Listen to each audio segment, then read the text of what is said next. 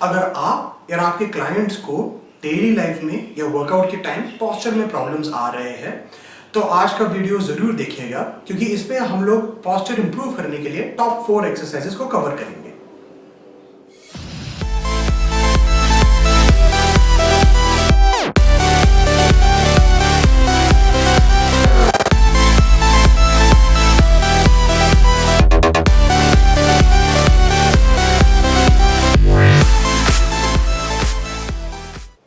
सबसे पहले ये समझते हैं कि गुड पोस्चर होता क्या है।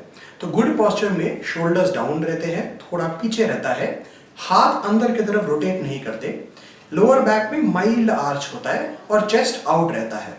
साथ में जब वॉक करते हैं तब टोज बाहर की तरफ नहीं होने चाहिए और अंदर की तरफ नहीं होने चाहिए, मोर और लेस सीधा चलना चाहिए।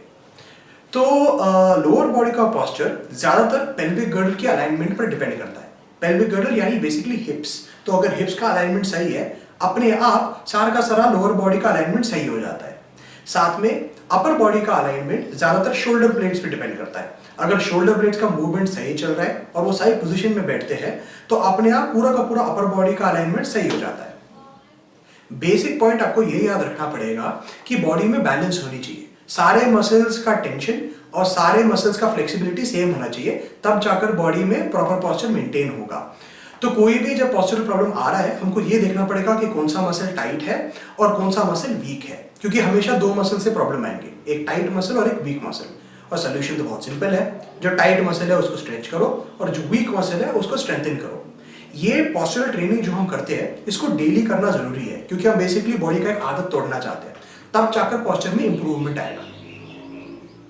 पहला एक्सरसाइज स्टार्ट करने के पहले मैं ये पूछना चाहता था कि अगर आपके पास कोई ट्रेनिंग या न्यूट्रिशन के बारे में क्वेरी या कोई डाउट है तो प्लीज कमेंट सेक्शन में कमेंट कीजिए और हमारे चैनल को सब्सक्राइब कीजिए, ताकि हम लोग इसके बारे में एक वीडियो बना सकते हैं। पहले दो एक्सरसाइजेस अपर बॉडी के लिए है। एक्सरसाइज नंबर 1 है केबल फेस पुल्स। तो केबल फेस पुल्स बेसिकली रोम्बॉइड्स और मिड ट्रैप्स और रियर डेल्ट मसल्स को स्ट्रॉन्ग करता है। ये मसल्स वीक होने से शोल्डर ब्लेड्स को प्रॉपर्ली पीछे नहीं खींच पाते और शोल्डर्स को नीचे नहीं कर पाते, जो प्रॉपर अपर बॉडी पोस्चर के लिए इंपॉर्टेंट है। साथ में जो मिड ट्रैप मसल है वो सर्वाइकल पोस्चर में भी हेल्प करता है। तो काफी लोगों को ये प्रॉब्लम होती है कि उनका नेक आगे की तरफ जाता है, तो उस मसल को स्ट्रॉन्ग करने से नेक भी पीछे आ जाता है, तो पूरी तरह से अपर बॉडी का पोस्चर सॉल्व हो जाता है। बेसिकली जो मेन वीक मसल्स है जिससे अपर बॉडी का पोस्चर खराब हो जाता है वो है रोम्बॉइड, मिड ट्रैप और रियर डेल्ट। और इनको स्ट्रॉन्ग करने से सारे के सारे अपर बॉडी पोस्चरल प्रॉब्लम हम सॉल्व कर सकते हैं।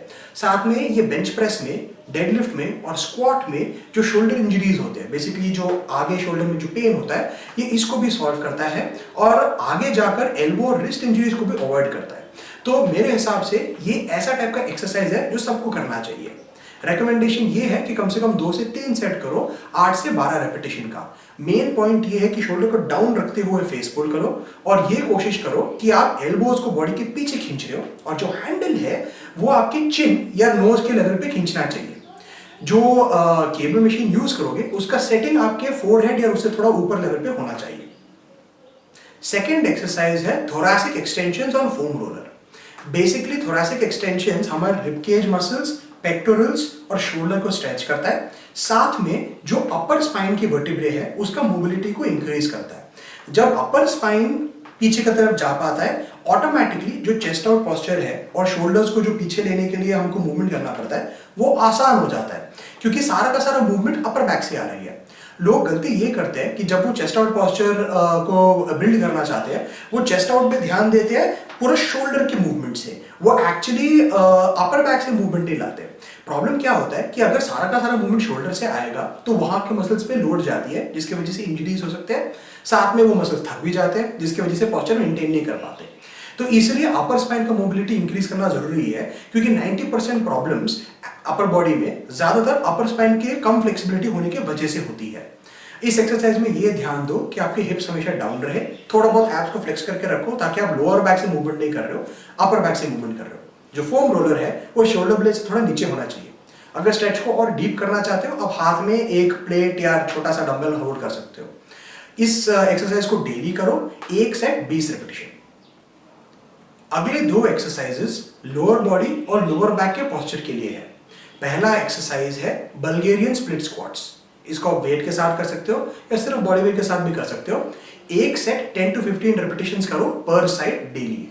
तो ये बहुत ही बढ़िया एक्सरसाइज है। सबसे पहले ये हिप फ्लेक्सर्स को स्ट्रेच करता है, जो बेसिकली जो लेग पीछे की तरफ बॉक्स पर है या रिंग पर है या जहां पर भी आपने डाला है उस पर है, वो वाला जो थाई के फ्रंट मसल्स है वो स्ट्रेच हो जाते हैं।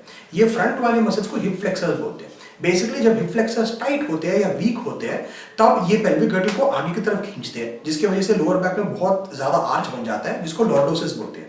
ये आर्च होने से नर्व में पिंचिंग होती है, पैर के नीचे की तरफ दर्द स्प्रेड करता है और हर लिफ्टिंग एक्सरसाइज में इंजरी का चांस बढ़ जाता है। तो सबसे पहला चीज है बल्गेरियन स्प्लिट स्क्वाट, उस मसल को स्ट्रेच करेगा। साथ में पेल्विक गर्टल को कंट्रोल का पोजीशन कंट्रोल करने के लिए ग्लूट्स और हैमस्ट्रिंग्स को स्ट्रांग होना बहुत इंपॉर्टेंट है, और बल्गेरियन स्प्लिट स्क्वाट्स उन दोनों मसल्स को स्ट्रेंथन भी करेगा। तो हम एक ही टाइम में दोनों प्रॉब्लम को सॉल्व कर रहे हैं। हम लोग हिप का फ्लेक्सिबिलिटी बढ़ा रहे हैं, हिप फ्लेक्सर की फ्लेक्सिबिलिटी बढ़ा रहे हैं, और साथ में हैमस्ट्रिंग और ग्लूट्स को स्ट्रांग भी कर रहे हैं, ताकि हम लोग दोनों तरफ से प्रॉब्लम को सॉल्व कर दें। साथ में ये नीज में जो स्टेबलाइजर्स होते हैं वो उनको स्ट्रॉन्ग करता है। तो बेसिकली नी का पोजीशन कंट्रोल करने के लिए हमको इनर थाइज और आउटर थाइज को स्ट्रॉन्ग करना पड़ता है। बल्गेरियन स्प्लिट स्क्वाट्स में इनर थाइज आउटर थाइज दोनों ट्रेन होते हैं, जिसकी वजह से नी का पोजीशन पे कंट्रोल बढ़ जाता है। तो नी इंजरीज और नी का पोस्चर भी इंप्रूव हो जाता है। नी का पोस्चर सॉल्व होने से जो एंकल का पोजीशन होता है, जब हम लोग चल रहे हैं और टो या तो ज्यादा बाहर जाता है या तो ज्यादा अंदर जाता है, ये वाला प्रॉब्लम भी सॉल्व हो जाता है, क्योंकि ये प्रॉब्लम भी हिप फ्लेक्सर के टाइटनेस से और इनर और आउटर थाई के वीकनेस की वजह से आती है। तो Bulgarian split squat in fact posture train number 1 exercise है, क्योंकि ये सारे के सारे लोअर बॉडी प्रॉब्लम्स एक टाइम में सॉल्व कर रहा है। लास्ट एक्सरसाइज है वन आर्म प्लैंक्स। पर साइड एक सेट 30 to 60 सेकेंड्स करो डेली। तो पूरे लोअर बॉडी का पोस्चर कंट्रोल करने वाले मसल्स में से सिर्फ एक muscle Bulgarian split squats hit नहीं करता, और वो है एब्स। एब्स बेसिकली पेल्विक गर्टल को पीछे की तरफ टिल्ट करता है, जिसकी वजह से लोअर बैक सीधा हो जाता है। तो एब्स वीक होने से हम लोग स्ट्रेट बैक पोस्चर को मेंटेन नहीं कर पाते। साथ में डिस्क हर्निएशन या स्लिप डिस्क होने के चांसेस बहुत ज्यादा हो जाते हैं। तो एब्स को स्ट्रॉन्ग करना बहुत इंपॉर्टेंट होता है। तो वन आर्म प्लैंक का एक फायदा ये होता है कि इसमें डिफिकल्टी ज्यादा होती है रेगुलर प्लैंक से। इसके वजह से हमको जबरदस्ती एब्स यूज करना पड़ता है। काफी लोग जब रेगुलर प्लैंक्स करते हैं वो एक्चुअली एब्स को यूज नहीं करते, वो पूरा एफर्ट ये हिप्स और लोअर बैक से उठाते हैं। वन आर्म प्लैंक में ये कर नहीं सकते। दूसरा, ट्रांसवर्स एब्डोमिनस और इंटरनल ऑब्लिक्स मसल्स भी होते हैं, जो साइड से और नीचे से लोअर बैक को प्रोटेक्ट करते हैं। तो वन आर्म प्लैंक्स में ये वाले मसल्स भी ट्रेन होते हैं, जो रेगुलर प्लैंक में ट्रेन नहीं होता। अभी काफी लोग बिगिनिंग स्टेजेस में वन आर्म प्लैंक को प्रॉपर्ली हैंडल नहीं कर पाते, तो इसमें आप थोड़ा डिफिकल्टी कम कर सकते हो। बेसिकली हाथ को जमीन की जगह आप कोई बॉक्स या बेंच पर रख दो। इससे क्या होगा कि बॉडी पे जो वेट जा रहा है वो थोड़ा कम हो जाएगा, जिसकी वजह से एक्सरसाइज आसान हो जाएगा। एक बार उस हाइट पे 60 सेकेंड्स के ऊपर कॉन्फिडेंस आती है, फिर आप जमीन पर करना स्टार्ट कर सकते हो। तो एक बार आज के वीडियो के कॉन्सेप्ट्स को रिकैप करते हैं। बेसिकली पोस्चर मेंटेन करने के लिए हमको टाइट मसल्स को स्ट्रेच करना पड़ता है और वीक मसल्स को स्ट्रेंथन करना पड़ता है। तो इसके लिए हम लोग 4 एक्सरसाइजेस रिकमेंड कर रहे हैं। पहला एक्सरसाइज है केबल फेस पुल्स, जो बेसिकली अपर बैक के मसल्स को स्ट्रॉन्ग करता है, जिससे हम लोग चेस्ट और पोस्चर मेंटेन कर पाते हैं। एक्सरसाइज नंबर 2 है थोरैसिक एक्सटेंशंस, जो अपर स्पाइन का फ्लेक्सिबिलिटी इंक्रीज करता है ताकि चेस्ट और पोस्चर मेंटेन करने में आसानी हो। एक्सरसाइज नंबर 3 है बल्गेरियन स्प्लिट स्क्वाट्स, जो हिप फ्लेक्सर्स को स्ट्रेच करता है, साथ में हैमस्ट्रिंग्स और ग्लूट्स को स्ट्रॉन्ग करता है, नी स्टेबिलिटी को बढ़ाता है और एंकल का पोस्चर को इंप्रूव करता है। तो ये हर तरीके से लोअर बैक, हिप, नी और एंकल के प्रॉब्लम्स को ट्रीट करता है। एक्सरसाइज नंबर 4 है one arm plank. One arm plank basically abs को ट्रेन करता है और एब्स से लोअर बैक पे स्टेबिलिटी आती है। और वन आर्म प्लैंक का रेगुलर प्लैंक से पर फायदा ये है कि इसमें ट्रांसवर्स एब्डोमिनस और इंटरनल एब्डोमिनस ज्यादा यूज हो रहे हैं, इंटरनल ऑब्लिक ज्यादा यूज हो रहे हैं। साथ में ये एब्स को वर्क करने को फोर्स करते हैं, नहीं तो नॉर्मल रेगुलर प्लैंक में चीटिंग करना बहुत आसान होता है।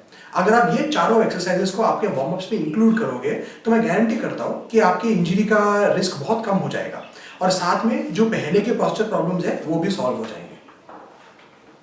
अगर आपको ये वीडियो पसंद आया तो इस वीडियो को लाइक, शेयर और सब्सक्राइब कीजिए। हमारे चैनल पे हम लोग डेली वीडियोस अपलोड करते हैं इस प्रकार के एजुकेशनल कंटेंट के साथ। हमारे इंस्टाग्राम हैंडल पे आप daily nutrition and training tips भी देख सकते हो। अगर आप फिटनेस इंडस्ट्री में प्रोफेशनल बनना चाहते हो या ट्रेनर बनना चाहते हो तो हमारे वेबसाइट पे जाइए, जहां पर आपको इंडस्ट्री का बेस्ट एजुकेशन मिलेगा। अभी हमारा पर्सनल ट्रेनिंग कोर्स भी ऑनलाइन हो चुका है और ये आपके रिक्वायरमेंट्स के लिए बिल्कुल परफेक्ट होगा। Thank you and have a nice day.